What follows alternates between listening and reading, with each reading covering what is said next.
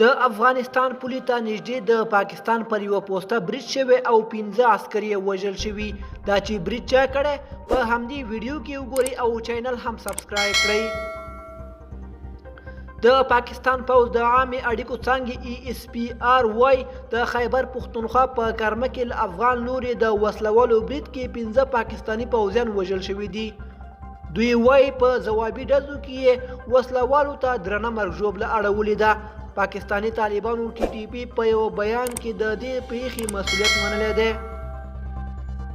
پاکستانی پوځ وایي وسلوالو د کرمه قمرخیل سیمې پر امنیتي پوسته چې د افغانستان له خوست ولایت سره نږدې پرته ده برید کړی دی.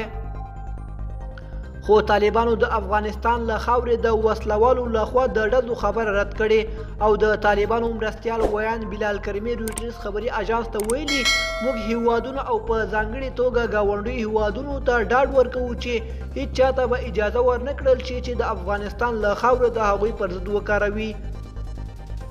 د یادونې وړ ده چې د تیر کال پر نومبر او ډسمبر میاشتو کې د پاکستان حکومت او پاکستانی طالبانو ترمنځ خبرې شوې وي او په یوه میاشتني اوربند هوکړه وشوه. د پاکستانی پوځ لخوا په تازه خپاره شوي بیان کې د افغانستان له اوسني حکومت طالبانو غوښتنه شوې چې په راتلونکي کې د دې ډول پیښو مخه دې ونیول شي. د پاکستان د کورنیو چارو وزیر شیخ رشید هم په دې اړه خپاره شوي بیان کې ویلي چې د طالبانو حکومت دې د خپلې ژمنې سره سم د کرښې په اوږدو کې د ترهګریزو فعالیتونو مخنیوی وکړي. دوستانو زموږ د نن ورځې خبر تر همدې ځایه و. تر بیا ښه وخت.